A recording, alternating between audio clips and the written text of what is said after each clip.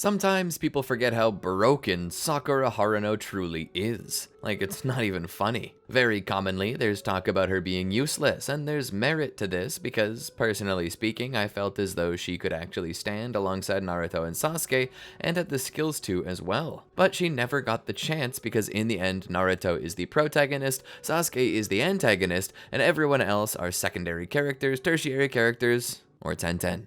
But honestly speaking, as a shinobi in-universe, it's kinda wild to think that people who can put Six-Path Sage Mode Naruto and Rinnegan Sasuke on their rears could get absolutely floored by Sakura. I'm looking at you, Shin wishes he were Uchiha. With intelligence and raw power to boot, Sakura is definitely among the strongest shinobi in the world, and possibly the strongest kunoichi in history. I'd love to see her slap Madara and Hashirama silly, but in the spirit of how technically awesome Sakura was, if only Kishimoto would let her be, let's continue with the story. What if Sakura were reborn? Welcome to the Amagi. Before we begin, only 25% of our viewers are subscribed, so if you're a fan of the video, please like and double check if you are subscribed. And with that out of the way, let's get into the video. Kakashi was up bright and early. As he swung the blinds of his apartment open, he looked out over the village at the distant orange of pre-morning twilight. Some people said that shinobi did more before noon than most people did in their entire day,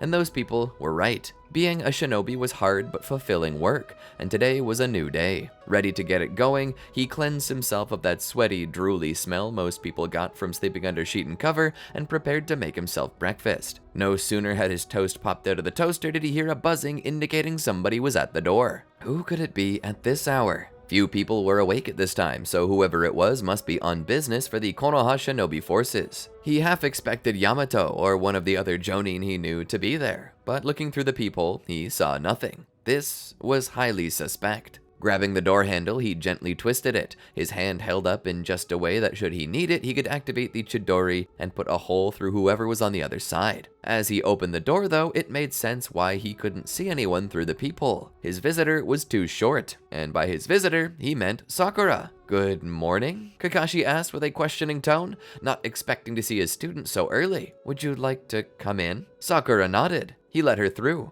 "I'd offer you something for breakfast, but I only made enough for me. Feel free to raid the fridge though. I think I have some leftover lasagna if you want it." "No thanks," Sakura said as she took a seat by the table. Kakashi closed the door. For a moment, he looked back at Sakura with suspicion before locking the door and latching it. "I love to see my students so fired up about the day, but getting up even earlier than I do, well, that's just ridiculous." "Sorry for the intrusion, Kakashi-sensei. It's just that it's important what I have to say. It's about the Chunin exams." Kakashi, mid-pouring his coffee, nearly spilled it. How did she know? Did someone tell her that she was going to be going to them? He turned back. "What is it?" he asked her. "Last night I had a dream, an intense dream. I dreamed of the Chunin exams, and in the dream I was partaking in them," she said. "Did someone tell you about the Chunin exams before you went to sleep?" "No, nobody talked to me about the Chunin exams. I didn't even know they were happening until I happened to read about it earlier this morning." "Earlier? How long have you been up, Sakura?" "Since 3 a.m., she said. Kakashi was shocked. "You've been up for 3 hours. Sakura nodded.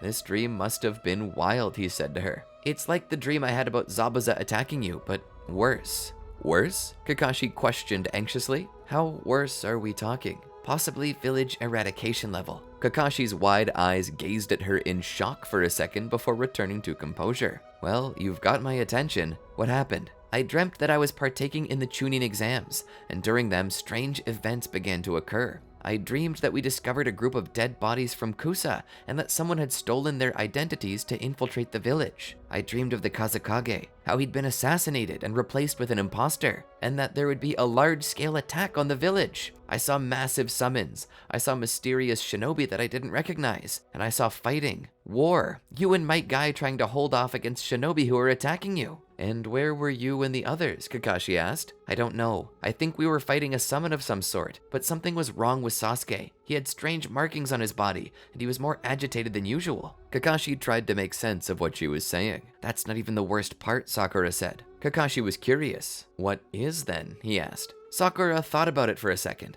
"In my dream, I saw a rooftop with a transparent purple box on it and people standing at all 4 corners of it. And within, I saw a strange man with an absurdly pale complexion, perhaps Kumadori, with markings around his eyes. He and the Hokage were fighting, and Lord Third was killed. Kakashi sat there, stunned. Sakura had some strange ability to sense the future. He had seen her use it before, but the last times it happened, it was just simple stuff. Easy stuff, nothing too harsh. But now she was talking about what could be the end of the village. I think we need to speak with the Hokage, he said. So, after breakfast, Kakashi took Sakura with him to Hiruzen's office, squeezing in as the first appointment of the day. Entering into the Hokage's office, Hiruzen greeted them with a joyous smile. Upon seeing the gravity upon their faces, he too assumed a more serious tone. "Please, sit down," he said, motioning toward the chairs opposite the desk.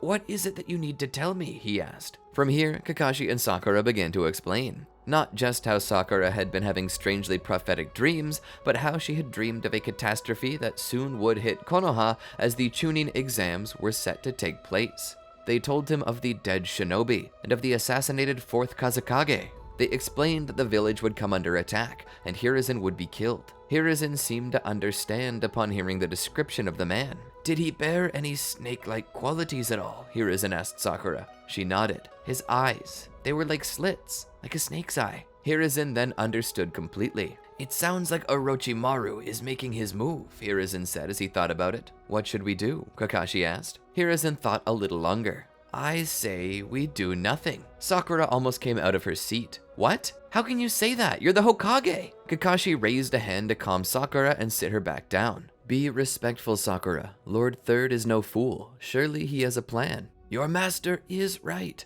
I do have a plan. It relies upon us not letting Orochimaru know that we know what he's planning." He slid Sakura a piece of paper and asked her to start writing down all of the things she remembered in her dream, which of course she did. "The element of surprise is a powerful tool. People use it to cover their actions and think that by doing the unexpected, the risk is lowered. However, now that the element of surprise is removed, Orochimaru is in a more delicate position than he realizes. And if we maintain the element and keep it on our side without him knowing we took it from him, then he will leave himself in an open position, and we will lay a trap." "A trap?" Kakashi asked. Hiruzen nodded. Looking over the list, he began to speak. "It's clear to me that this is the result of my own failures. That day I could not bring myself to kill him, despite what he had done. He was to me just as Sakura is to you. I loved him too much to kill him. As I stood there, ready to strike him down, I did not see the twisted monster he had become, but instead the tearful child, weeping before his parents' graves. I simply couldn't bring myself to kill him, and instead allowed him to leave in exile. The deaths of the Fuma clan and all others are on my hands now. And now the village is in danger. Orochimaru returns for revenge against not only the village, but against me for ruining his experiments and exiling him. It only seems right that to make up for this misstep, I allow myself to serve as bait. He wishes to have me, and he will draw close to me. I will leave myself open. If the events play out as Ms. Haruno's dream insists, then my assassination is now predictable, and we will allow that cage he uses to keep us separated from the world to be his own coffin." "How do you plan to do this?" Kakashi asked. "From the description of the building that Ms. Haruno has provided, I know exactly where the battle will take place. I will not fight him alone. I will have skilled shinobi to create a new barrier around the barrier he has created with his 4 allies, and will lock him inside with us." "Us?" Sakura asked. Hiruzen nodded. "The Anbu. I have many powerful allies within the Anbu who are experts at covert operations, combat, and assassination of high-level targets. With me and my summon, Monkey King Enma, we will lead the Anbu against Orochimaru and end the threat permanently this time." "Are you sure you can do it?" Sakura asked. "I mean, with how connected you two are and all." "I made a mistake once, and that mistake led to Orochimaru continuing his experiments,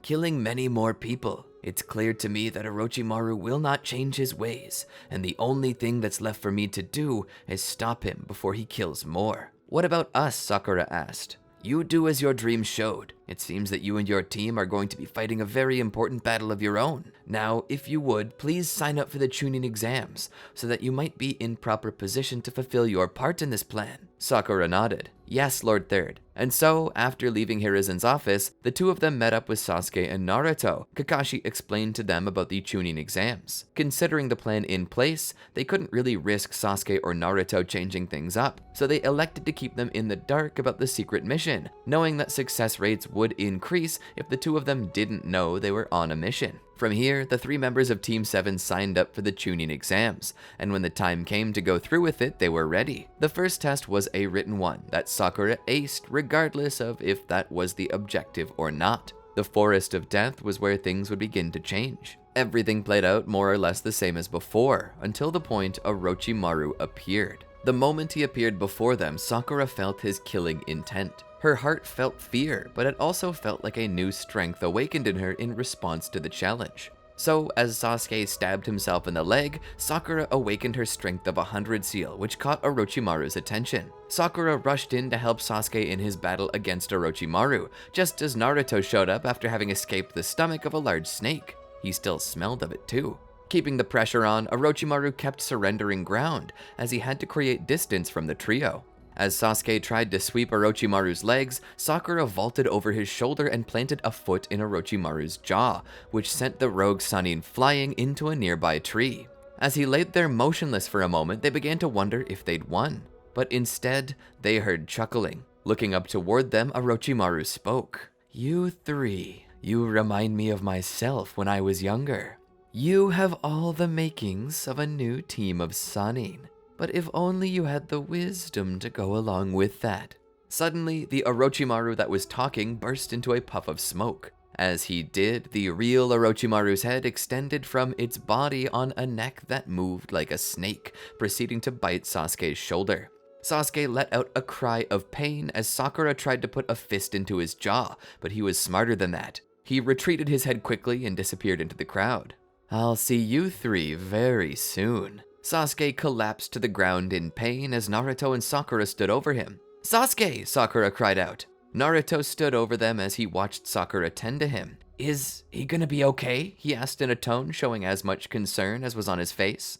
Sakura noticed the mark form over his neck and knew immediately it was a curse mark. She couldn't understand how she knew what it was, but she did know it was a curse mark, as if a long-lost vivid memory of one were hiding somewhere in her psyche. "We need to get him somewhere safe so he can rest," she said. Taking him to a secluded area below a tree, a place with shade out of the way, Sasuke laid there. Sakura began to work. "He's burning up," she said. "We need to lower his fever." She looked up. "Naruto, please do me a favor and get a little water from the river. Be swift and quiet. Nobody can know we're here. It could be very dangerous if we're attacked right now." Naruto nodded and left. All the while, she continued trying to soothe Sasuke's pain. As she examined the curse mark further, she began to realize that this was part of the dream she had. The strange markings on Sasuke's body in her dream, they gave him power. But what was the cost of this? She could do nothing more than wonder these things as she continued trying to help. Naruto eventually returned with the water. Sakura began to pour it out onto a rag and cover Sasuke's forehead with it, hoping to lower his temperature. It didn't help that the summer heat was on them. "If this fever doesn't lower, we may need to take him to the river and let him soak," she said. "Blast it. This is neither the time nor place," she said under her breath. Naruto caught her words though. "I understand, but that's a part of being a shinobi. Sometimes the enemy is underhanded and uses poison. The best we can do is the best we can do. And if he doesn't get better, then we might have to." Naruto seemed sorrowful in what he was about to say, yet there was determination there. Sakura looked up. "What will we have to do, Naruto?" she asked in indignation, wondering how far he would go for these exams. Naruto looked up. "We might have to give up," he said. "I really want to be a Chunin, but I wouldn't be able to sleep at night knowing my achievement of this rank was at the expense of the life of my teammate." Sakura was touched by these words. She smiled. "You're a good boy, Naruto. A really good..." Suddenly her words were cut off by another. "A stupid boy." Sakura looked up and saw Team Dosu, the team consisting of the Sound Village's Genin. "You led us right to him," Dosu said, his voice low and emotionless, yet his eye displaying an unhinged excitement in being able to kill Sasuke. "Led you?" Naruto asked. "Led you to who? Sasuke?" Zaku then spoke. "We're going to kill him. We're under orders to do so," he said. "Over my dead body," Naruto said as he ran to attack, but a single strike from Dosu's gauntleted hand was all it took to put him out. "Naruto!" Sakura cried out as she stood. She stepped out. The trio laughed. The idea that a single genin girl could stand up to the likes of them was hilarious. Sakura began to pull chakra from her strength of 100 seal to give her the extra oomph she needed. She wasn't sure what these guys could do, so she needed to be careful. As she stepped in to fight, the three warriors turned serious and began to rush her. As they surrounded her, she took a mental image of where they all were at the moment and tried to sense with her chakra their every movement. Kin threw a senbon, which Sakura jumped over, responding with a blast of her own kunai. As the kunai went flying towards Kin, Zaku attempted to fire a puff of compressed air and shockwaves at Sakura mid-air. Sakura saw it coming and used her substitution jutsu to avoid it. As she hit the ground, she smashed it with her fists, causing a large rumble as the ground around them began to crack and move. Unable to keep their balance, Sakura moved in on them and put a fist right into Zaku's spine, causing a vertebra to rupture. He was sent flying and rolled across the ground, unable to get up or move. Dosu jumped over to try and strike Sakura, but she barely dodged. As Sakura went into attack, she felt herself growing dizzy. Her ear bleeding, she hit the ground. Dosu, gloating, began to speak and explain what he had done, how sound waves affected the body and the human ear. Showing off his gauntlet, Sakura felt like she was going to be sick. Taking a deep breath to suppress her urge to vomit for a second, she rushed forward with a leap, gripping onto the gauntlet with her hand, squeezing tightly, ripping the metal of the gauntlet as if it were nothing more than tin. Sakura retreated, where she proceeded to puke as Dosu cursed her for that. She put her hand over her ear and began to use Mystic Palm to fix any damage done to her ear. Slowly, she felt herself recovering, but the battle was hardly over. Kin jumped over and threw a senbon with a bell at the end of it towards Sakura. Sakura saw it coming and dodged. The little bell rang and began to cast her under an audio-based genjutsu. Sakura was paralyzed for a moment as she began to see more and more Kin than there actually were. They began to run at her, so Sakura did the only thing she could think to at the moment. Sakura then proceeded to kick the tree, sending it flying at all the clones, taking down Kin as well. Dosu stood there, the last one left, as Sakura once more began to regain her composure. But at about this time, Sasuke was waking up. He was putting off more energy than ever, and everyone could sense it. Dosu, knowing that he had lost, put his scroll on the ground. No hard feelings. It was just a job, he said, as he gathered up his allies and left. Sakura looked to Sasuke as he stood there, snorting like a bull, his energy filled with so much malice and killing intent that it almost seemed to mirror the man who gave it to him. She began to approach Sasuke slowly. "Sasuke?" she asked. Sasuke looked at her. "Did those three do that to you?" he asked in regards to the blood that was running from her ear. Sakura wiped it away. "It's nothing, Sasuke. The battle's over. There's nobody to fight," she said as she drew closer. He still seemed agitated. As she stood there, she wasn't sure if he might snap and try to hurt her, but she suspected that Sasuke might still have just enough control to not do so. She took his hands. "It's okay, Sasuke. We're safe. And we got a scroll, too." "Naruto," he said, looking at Naruto. Sakura looked back. "Yes, we need to check on Naruto, but I can do that. I can heal him if he's hurt. You just need to take a deep breath and let go of this tension. Everything's okay. I'm here. You're safe." Sasuke seemed to nod as he began to take a deep breath. Sakura let go of his hand and went to check on Naruto. Much like her, one of his ears was bleeding, but thankfully he was unconscious enough not to feel it. She began to heal it and stabilize the membranes within his ear canal. She offered slight jostles to get him to come back into consciousness. As he did, he sat up completely, groggily, as if he'd been asleep. "Did we win?" Sakura nodded. "We did, and we got the scroll.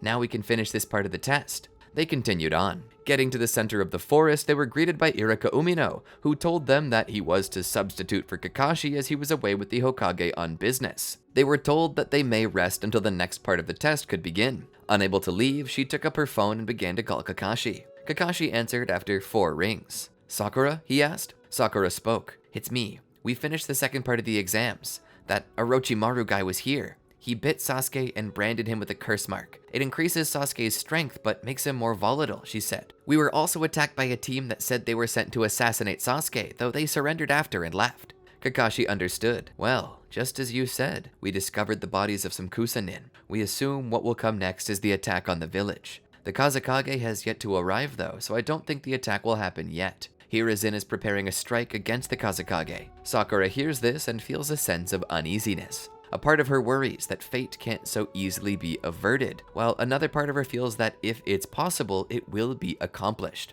"All right, Kakashi-sensei, I understand," she said as she prepared to hang up. "Just please, promise me you'll be careful, okay?" "I promise," Kakashi said. They then told each other goodbye and hung up the phone. After this, the next rounds of the Chunin exams were pretty textbook. Everything went as it normally would, save for Sakura, who absolutely floored Ino Yamanaka and was able to proceed to the next round. However, when Rock Lee was wounded by Gaara, something in Sakura moved for him. They would get a month off for training. Sakura assumed that this month off would see to it that Orochimaru's attack on the leaf wouldn't begin until the final day of the exams. So for that time, she assumed they would be safe. Visiting Lee in the hospital, she was surprised to see how bad his shape was. Looking over the chart, the prognosis was grim. Of course, he would survive, but the extent of the damage done would leave him permanently disabled, likely wheelchair-bound for the rest of his life. And when the news was delivered to Lee upon waking up, he didn't take it too well. The weight he had been carrying, the immense amount of work he had done, all of that being flushed down the toilet only for him to realize that not only could he never be a shinobi again,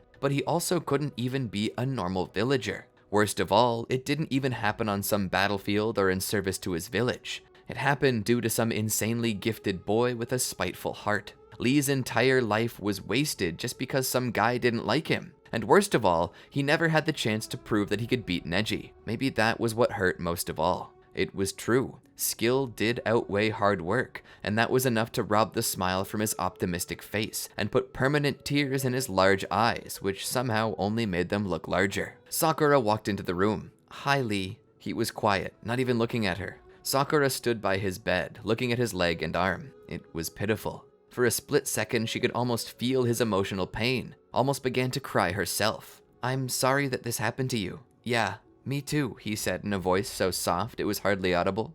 Sakura pulled up a chair to hang with him for a while. "Doctors say I might need crutches for the rest of my life. I have severe nerve damage from bone shards that just completely shredded the insides of my arm and leg. They're saying that they can put steel supports in, but basically my bones are totaled, and I'll never have 100% mobility over my limbs again. Worse still, I will likely deal with excruciating chronic pain for the rest of my life." Sakura reached out and gently took Lee's fingers in her own, not that he could feel it. He had so much damage done to them that it might as well have been like holding a severed hand. "I wanted so badly to prove that anyone could do anything if they had the right mindset," Lee said. A tear ran down his stoic face as he looked out the window. "I wasn't ready to retire. I had so much left to prove." Sakura could hardly hold it together. Despite everything, despite her amnesia, there was a part of her mind that began to work quickly. Looking at his charts, she began to contemplate what could be done, but she would need more than this alone. That night, as she rested in bed, she couldn't help but think of Lee. She needed to find him help. She began to think that there was something she could do. She had flashes of a woman in her mind, and as she did, she knew that whoever she was the one who taught her all this stuff, or would teach her. Whatever Sakura had, this woman had given her, and maybe she could help Lee too. And so, sneaking into the hospital that night, she stole the files for Lee's condition. Leaving a message at her parents' house saying that she was going to be out for a while, she began to go to try to narrow down who this woman was. As she began to search the databases for her, she added to the search that she was a woman, blonde, a kunoichi, and a medical nin. Halfway to giving up, Sakura just happened to catch a snippet of a woman from the Second Shinobi World War, who looked exactly like the woman she was looking for. Looking into it, it said that her name was Tsunade, and that she had retired. That explained why Sakura couldn't find her in the Shinobi registration database's active members, but what she needed to know was where to find her. That's when she learned that this woman once also had a connection to Orochimaru and Jiraiya being Naruto's current master. And so, the next day, she sought out Jiraiya and began to ask him for help. Asking him about Tsunade, Jiraiya told her that there was a slim chance that Tsunade would ever come back, especially to heal someone surgically, not after her whole career fell apart.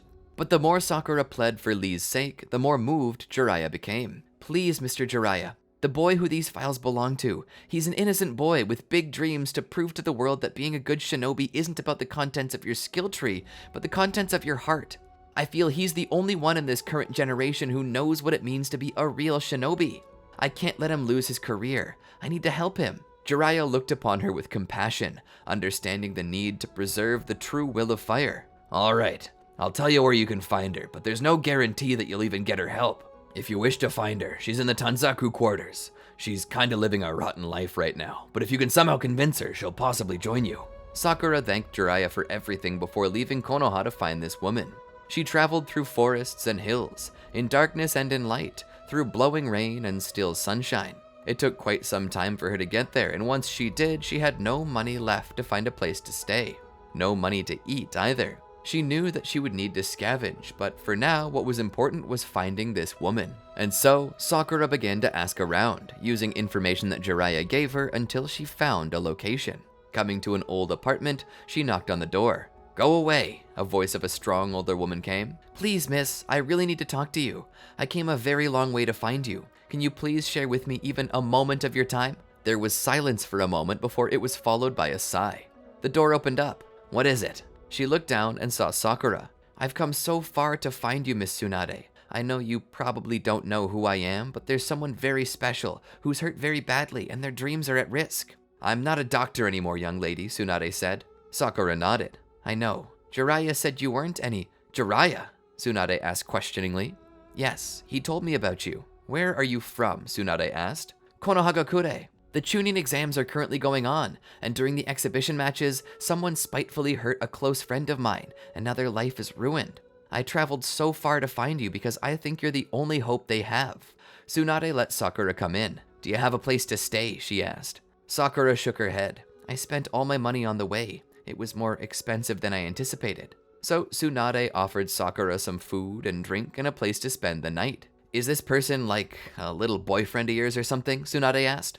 "I honestly never even really speak with him. This is the first time we've actually talked together in any sort of way," Sakura said. "Crossing the country just to ask for help for a virtual stranger? You must be crazy." Sakura provided the files for Tsunade to look into. Tsunade looked at them. "Yeah, this is pretty gnarly," she said. "I don't think anyone in Konoha could fix this." "You're not in Konoha though, are you?" Sakura asked with a small smile. Tsunade did not return it. "That time is past," she said. "Please, surely you can help repair the nerves and bones in his arm and leg. Doing something like that is no walk in the park. It's not easy. It takes a lot to fix this kind of damage, and not many people have the chakra reserves to keep their stamina up. Many patients have died in the process of this kind of surgery. I understand the risks, but if anyone can do it, it's you." Sakura pushed a stray strand of hair out of the way to show her strength of 100 seal, which caught Tsunade's attention. "Where did you get that?" she asked. Sakura looked up. "This seal? Honestly, I'm not sure," she said. "A good while ago, I suffered an accident where I hit my head really hard and broke my neck. I survived, but the cost was my memories.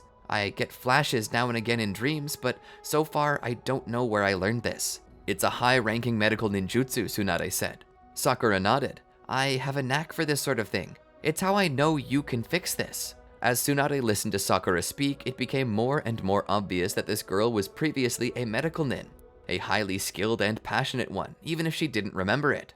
How someone so young had such skill as to have the strength of 100 seal, which is one step away from the creation rebirth, the highest ranking medical ninjutsu, astounded her. Unable to resist, Tsunade made the fateful decision to follow Sakura home to Konoha. "I'll go with you," she said. Sakura was ecstatic. "You will?" she asked. Tsunade nodded. "But don't get your hopes up. Even if I perform this surgery, there's still a low chance this boy survives." Sakura nodded. "I understand, but I'm sure that the chance to continue on will give Rock Lee the willpower to survive." And so the two of them trekked back to Konoha, where they entered the hospital. Entering the room, Lee looked to her. "Who are you?" he asked. "Just another medical nin," she said. Sitting by Lee, she spoke with him. "I read about your condition, and I may have a way to fix it in such a way that you may continue your career as a shinobi. However, it's..." "Do it," he said with a fire in his eyes. "Now hold up, I haven't told you the possible consequences. There's risk involved. I do not care about the risks. If I have a chance to continue my career, then even death can't dissuade me from trying. I need to accomplish what I set out to do." Tsunade listened to what he said, and agreed with Sakura's opinion that he could survive with enough willpower. "Good, then get ready for surgery. We're going to work on you," she said. Stepping out, she spoke to one of the doctors. "Prep an OR. I'm going to heal this boy." The doctor then commanded some nurses to get an operating room prepared. Tsunade turned to Sakura. "Scrub up, Sakura." The doctor was appalled. "You're letting a genin in while you operate?" Tsunade looked to the doctor. "Do not question me or my apprentice. Just get the OR ready and shut up." The doctor nodded and ran off. Sakura looked back. "Apprentice?" Tsunade smiled. As they entered the OR, Tsunade put the anesthetic breathing mask on Lee and spoke. "Breathe deep and count down from 100, she said. Lee began to do so. Eventually, he went to sleep. Tsunade then turned to Sakura. "Okay, now get ready to perform the surgery." Sakura was shocked. Me? I thought it would be you." "I'm unable to do it anymore." Ever since an incident on the battlefield, I've been unable to handle the sight of blood, which is why I retired. But you, I sense the potential in you. You will perform this surgery. I don't think I'm strong enough, Sakura said. Don't doubt yourself. I won't let you make a mistake. Just listen to what I say and you'll do fine. I don't think I'm ready for this, Sakura said. Then you better get ready fast. You're this boy's only hope for continuing his career. If you'd rather see him suffer all his life, then that's fine by me. We'll just wake him up and explain to him that he'll never walk again. No, Sakura said in a panic. Looking back at Lee, she took a deep breath. I'll do it. Tsunade smiled. First things first, activate your strength of 100 seal and let it pass over the boy so you two are sharing chakra. Then grab a scalpel and begin to cut here, here, and here. Tsunade marked the spots on the limbs of the marker. Sakura did as commanded. At first, she was very nervous as she began to cut in, but Tsunade told her to be calm. Sakura continued on. Following Tsunade's instructions, not only did Sakura reform the broken bones within Lee's arm and leg, but she also began to reform the nerves as well.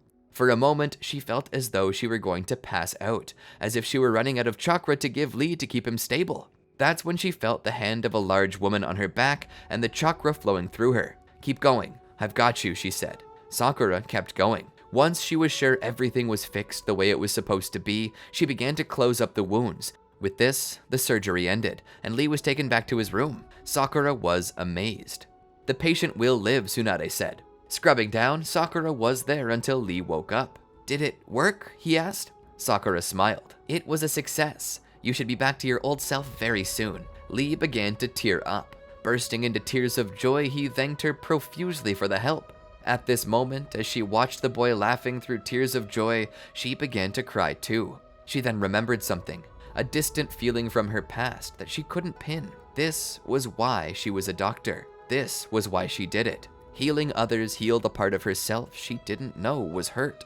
After this, the Chunin exams continued, and Sakura faced off against Temari. She managed to defeat her. She would later face off against Shikamaru and defeat him as well. As the final rounds came about, it was Sasuke versus Gaara. And when Gaara was wounded by Sasuke, he fled. That's when the smoke bomb in the Hokage's viewing box went off. Kakashi saw it and looked to Sakura. Go help Sasuke and Naruto. We have this. Sakura would rush off to help her teammates, all while Kakashi would go to help the Hokage. As Sakura caught up with Sasuke, she saw that he was already weakened by overuse of his chakra. She couldn't let Gaara kill him. Seeing the boy with demonic sand-like structures all over him, Sakura was filled with fear at what he was. Remembering her dream though, she knew what had to be done. She activated her strength of 100 seal and clashed with the boy. As Sasuke watched the battle take place, he was amazed by this, but there was an anger boiling beneath, a feeling like he was the lowest on the totem pole of his team. Somehow, not only Sakura, but now Naruto had surpassed him in power. As Sakura fought against Gaara, he grew angered that she could harm him the way she had, and decided to put himself to sleep so that he might free Shukaku to do as it pleased. As they three stood there against the monster, Sakura questioned how they could fight something like this. That was when Naruto used his summoning technique to call forth Gamabunta for the three to ride upon. As Gamabunta fought the One-Tail, they began to converse with one another over how they could help. That's when Sasuke mentioned that Gaara put himself to sleep with Genjutsu, and that he was likely the weak spot of the beast. Using his Sharingan, he pointed out that he was still over there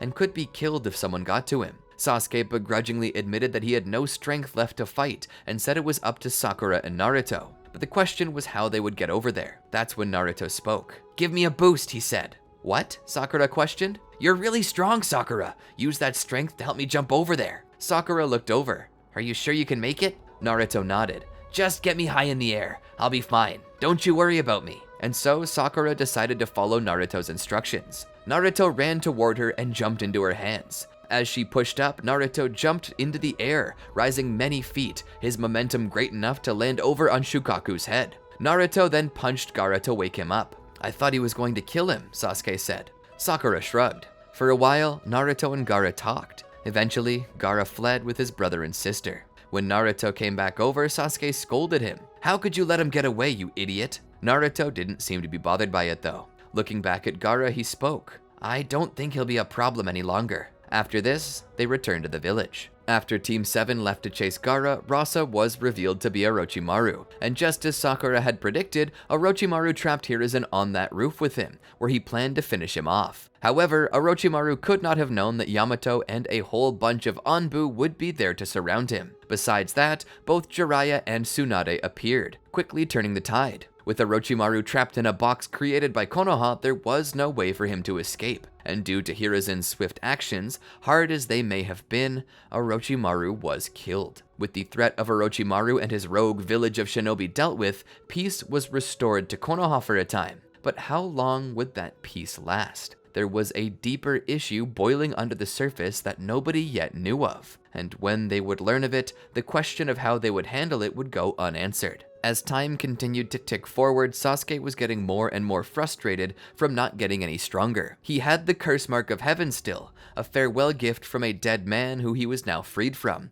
but despite that, its stage 1 state was all he had access to, and even though it was a power boost, it wasn't enough to bridge the gap between Naruto's version 1 chakra cloak or Sakura's strength of 100 seal. Sasuke had always had a superiority complex that spawned from a need. A deep desire to be better than everyone else that stemmed from a secret inferiority complex he had hidden at all times. He believed he had natural skill like Neji, but also determination and drive to be more than others said he could be, just like Lee. But to find himself training with all of his might and still not reaching the level he needed to be at, he knew he could never beat Itachi at this pace. But what could he do that was more than he was already doing? Sakura did her best to help him, but it was never enough. Sasuke wasn't interested in the strength of 100 seal and had already set his eyes on a predictable path, that being the path of the Mangekyo Sharingan. Sakura knew what it was and what it required, but she wasn't sure how he'd be able to awaken it without hurting someone he loved. And as she went to sleep that night, it all unfolded in front of her. She had one of the wildest prophetic dreams she'd ever had. In this dream, she saw everything from that point on. She saw the Akatsuki, she saw Itachi, she saw the 4th Shinobi World War, and most of all, she saw the truth. The truth that Konoha was behind the Uchiha clan massacre. And this revelation startled her. As Kakashi lay in bed, dreaming sweetly of days gone by, he found his slumber interrupted by a very particular sound, the ringing of a telephone. As his eyes opened up, he looked at the nearby clock and found the time to be 3 a.m. Rolling over and grabbing the phone with a huff, he answered. "Hello?" he said through a groggy voice. "Kakashi-sensei." "Sakura, what could be so important that you would call me this early in the morning? It's 3 a.m. I'm not supposed to get up for another 3 hours. I had another dream," she said. "Then this better be really damn good." "What was it?" She began to explain everything she dreamed about. Kakashi, now sitting up in bed, tried to understand what was being said. "Now hold on. The 4th Shinobi World War? Akatsuki? What's this all about?" "It has to do with the tailed beasts, a masked man with scars on his face, and someone named Madara Uchiha. They're gonna go after the tailed beasts. But what's worse isn't even that. I learned a horrible truth, and it's gonna destroy Sasuke." "What is it?" Kakashi asked. "It wasn't Itachi's idea to destroy the Uchiha clan. Itachi was used as a tool, coerced into doing it under threat. Who's responsible then?" "Konoha's leadership." Kakashi sat there for a moment, stunned. "What the hell?" "What do we do, Kakashi-sensei?" Sakura asked. "Sasuke's already in a volatile position right now. If he figures out that it was Konoha that did this, there's no guarantee that he won't turn against us, against the whole village." "We can't let Sasuke know," Kakashi said. "We're going to have to talk to Hiruzen about this." As morning rolled around, neither Sakura nor Kakashi could sleep. Once more, they squeezed in before all the other appointments that day to speak with Hiruzen. The moment Hiruzen saw them walk in together, he knew that something big was about to go down. They began to explain to him everything that they'd talked about, everything that Sakura had dreamed. "Is it true?" Kakashi asked. "Did Konoha have something to do with the destruction of the Uchiha clan?" Hiruzen looked down and away. That was all the confirmation Kakashi needed. "Why?" he asked. "Why would you do that?" Hiruzen then spoke. "It wasn't..." He stopped, measuring his words. "It was my fault. But it was not my intention for it to happen this way. You see, after the Nine-Tails attack on the village, many Uchiha were blamed, and because of that, discontent arose among their people. This was cemented when we had to move them to a new location in the village, which they thought was us being spiteful and casting them aside. Itachi was my informant, along with Shisui Uchiha. The two of them were telling me everything, and I would inform the council on everything I heard. We knew that we needed to nip this in the bud before it had a chance to spread." "So you killed everyone?" Sakura demanded. No, Hiruzen said. At least, that wasn't the plan. Kakashi put a hand on Sakura and looked to Hiruzen to let him continue. We were originally going to attack the Uchiha at night, quell the rebellion before it could set fire to the village. We were only going to kill as necessary, and were fully prepared to offer quarter to any and all surrendering Uchiha. But to stop this from happening, Itachi and Shisui prepared a plan. Shisui claimed he possessed a Mangekyo Sharingan that had the ability to command anyone to change their mind without them knowing what was being done. They were going to use it to stop the rebellion. But something tells me that didn't work, Kakashi said. Hiruzen nodded. It was a surprise to me, but Shisui, out of the blue, committed suicide. And he took the plan with him. Why would he do that? Sakura asked. Perhaps because something happened and the plan failed. I'm not sure, but he killed himself. With the plan falling apart, we prepared to move forward with our plan to put the rebellion down. But as we sent our people in to do it, we found that the clan was already dead.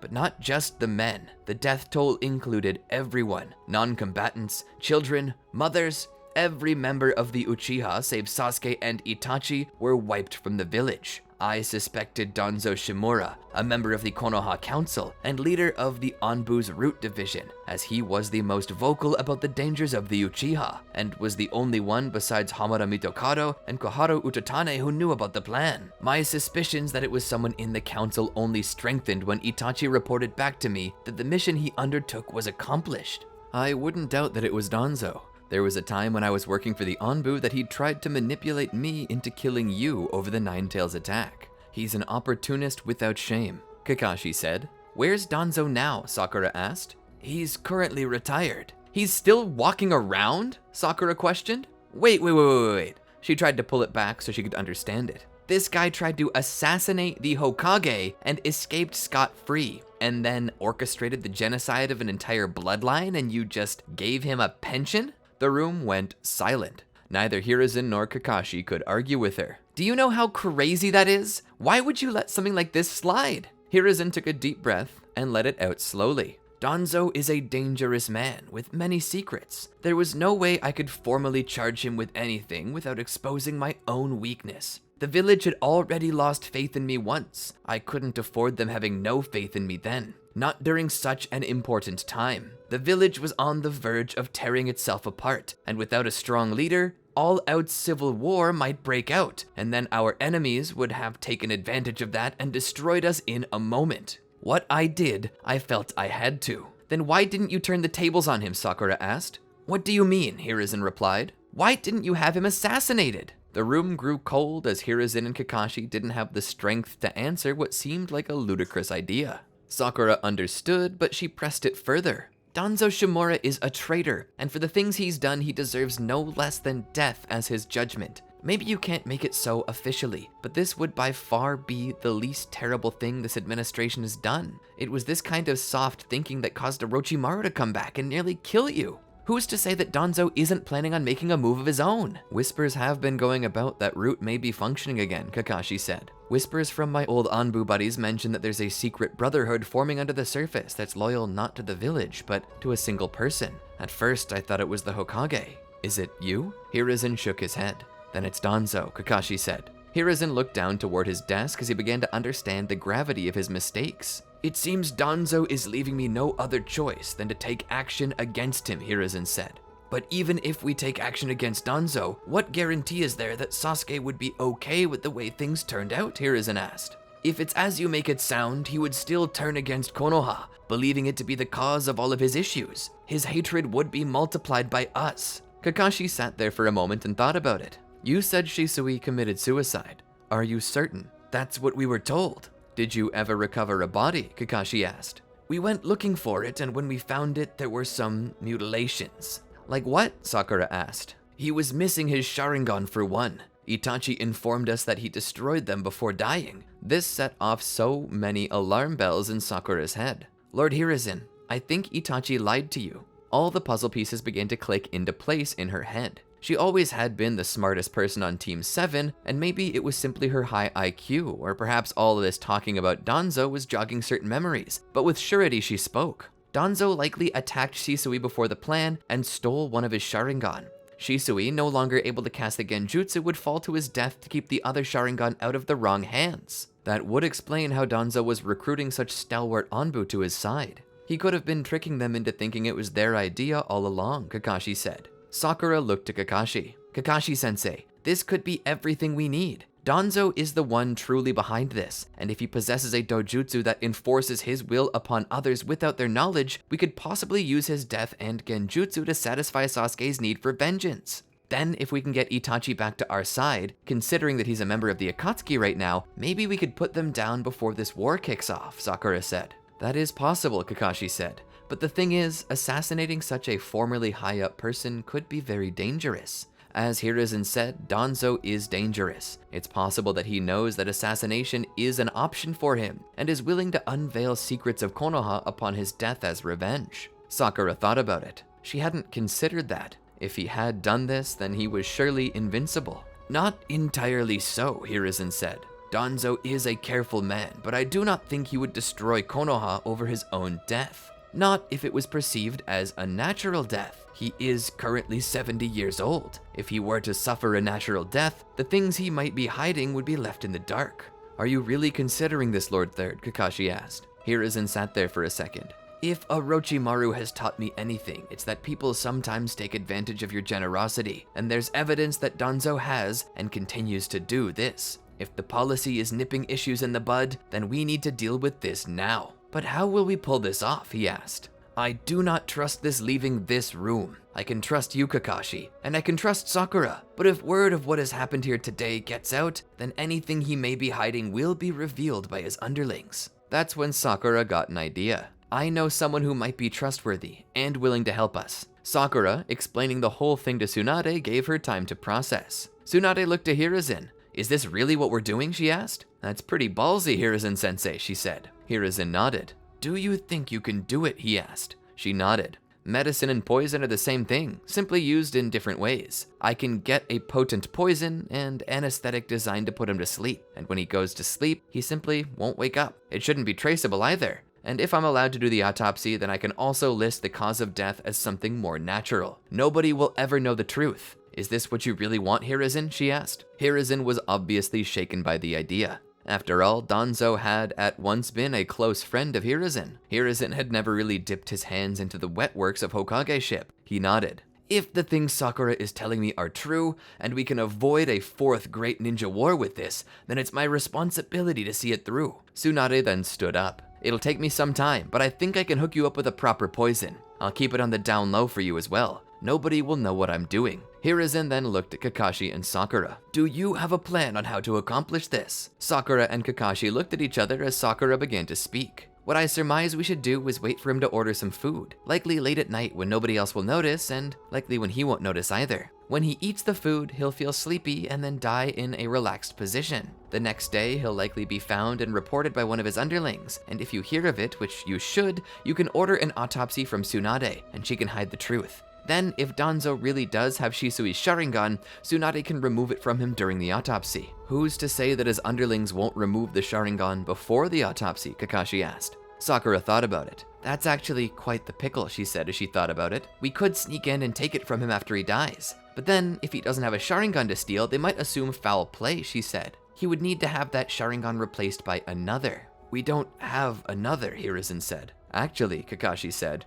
Sakura understood what Kakashi was saying. No, Kakashi-sensei, we couldn't ask you to do that. That's your cherished Sharingan from an old friend, Hiruzen said. I don't see us having much other choice, Kakashi said. This is what Obito would have wanted. I'll simply trade out the Sharingan I have for Danzo's. To be frank, I very rarely use Kamui anyway. Are you sure about this? Hiruzen asked. Kakashi nodded. I am. Sakura understood. Well, if this is to work, then we need to trade the eye out before he dies. I need to heal the connection between the nerves from the eye to the brain. I can only do that if he's alive and metabolizing. So we need to be there the moment he goes to sleep if this is to work. Kakashi nodded in understanding. Hiruzen looked at them both. This mission is beyond top secret. It will never go on the books. This is a matter of national security. Should this mission go wrong, or if either of you are captured, I will officially deny any involvement with the two of you and will have to order your executions should word of possible collusion get out. Do you accept those risks? Both Kakashi and Sakura nodded. Hiruzen understood. Then you are free to carry out this mission. And with that, Sakura and Kakashi stood up and left the room. Sakura was jittery, shaking a little. Are you okay? Kakashi asked. I won't let you be executed, he said. If it goes wrong, then I'll take all the blame myself and say I cast you under genjutsu. All you have to do is act clueless. They'll blame it on the misused trust offered to a mentor. That's not what I'm nervous about, she said. Kakashi understood where she was coming from. When I was younger, I worked in the Anbu, and sadly, this isn't something I never did. I assassinated people all the time. We're merely executioners, and if he goes to sleep after a nice meal without knowing, well, that's better than most death row inmates get, so try not to think about it. Sakura understood. A few days later, Tsunade finished the poison and brought it to Hiruzen, who presented it to Sakura and Kakashi. They would case Danzo's mansion. As Danzo's meal came, Sakura would distract the delivery person with a small conversation, asking for directions. While they talked, Kakashi would put the poison upon the food and hide. As the delivery person took the food in, Sakura and Kakashi paid attention to what was happening. They watched Danzo eat and saw him growing more and more tired. He would proceed to go to his bed for a nap, which Sakura and Kakashi knew he would never wake up from. Kakashi would help lead Sakura in so they wouldn't get detected. Assuming that the Sharingan was located under the eye wrap, Sakura knew she needed to be quick. After pulling the eye out, she put it into a small tube for protection. Danzo had no clue. He was already so far gone that he was moments away from his heart stopping. She and Kakashi would then leave the mansion. The next day, Danzo Shimura was discovered dead, and just as assumed, the Sharingan he had were reclaimed. Kakashi, however, would have Shisui's Sharingan implanted into his socket and would be able to awaken and cast the genjutsu. Due to this, he would utilize the Sharingan to enact their plan of bringing Sasuke in and letting Hiruzen explain what had happened. Using Kodoama Tsukami, Kakashi was able to make Sasuke more receptive to Hiruzen's explanation, and through the power of Kodoama Tsukami, Sasuke was able to let go of his hatred by pouring it all onto a dead man who could never threaten them again. The crisis was averted, but the crisis of the Akatsuki was the next to come. However, thanks to Sakura's premonition, they knew exactly where to find them and were able to put them down before they even knew it. And peace reigned for a while. And as peace continued, Sakura once more would have a dream. This dream would show her everything she had forgotten, and as she pondered these things in her dream, she awakened in her room to see that she wasn't alone anymore. A strange man in black, with a white face, vaguely skeletal, a gash running up his right eye and down from his left. You, she said, finally remembering. You're the one who did this, aren't you? She asked. The man looked back at her with his permanently fixed smile. He nodded. Did you enjoy it? He asked. She thought about it. So many lives were saved compared to what it once was, she said. But what I don't understand is why you would do this. As a doctor yourself, I'm sure you can understand curiosity. Well, that's probably closer to Orochimaru than to me, Sakura said. Perhaps, he said as he looked at the window. That's not the only reason. What's the other reason? Sakura asked. The man spoke. There's another scientist. You likely will never meet him, but he's watching us right now, and I want him to know something important. What's that? Sakura asked. A good scientist keeps his nose out of his experiments. He doesn't have to go back to his world to tie up loose ends. What he has now is freedom. If he goes back, he will die again. All this gathering forces, gathering allies. If that's what he wants, then I will not stand in his way. But my question for him is, if he hopes to do the same experiment as before, a second time, what does he think the result will be? After all, it's much more interesting to see the experiments of a peer than the death of one. I don't understand, Sakura said. The man drew closer and put his hand upon her head. No, I'm sure you don't, and you likely never will. Knowledge can be a burden sometimes. In some ways, it's best to leave some things in the unknown. And a moment later, he was gone. And in a distant place, across space and time, between worlds and a darkened laboratory, a man with a white ponytail, purple skin, and a set of glasses watched in silence. He did not say a word. He simply watched on quietly. And that's the end of the story. I hope you all enjoyed it. To be honest with you, after the last story we made about Naruto stealing the powers of everyone he beat, I began to grow a little timid about touching the meta plot again, but I gathered my courage to continue it here. I've come to realize that the Gaster plot, while interesting, is probably a bit too hard for the story to turn him into a whole arc for the meta plot, so I'm thinking that I'll simply turn him into a minor character. After all, the main point of our what-ifs are to tell stories about Naruto. Fu and Gaster only really exist to facilitate those plots, not usurp them, and sometimes finding the balance can be tricky. But all the same, I'm not throwing Fu away by any means, nor am I throwing away Gaster.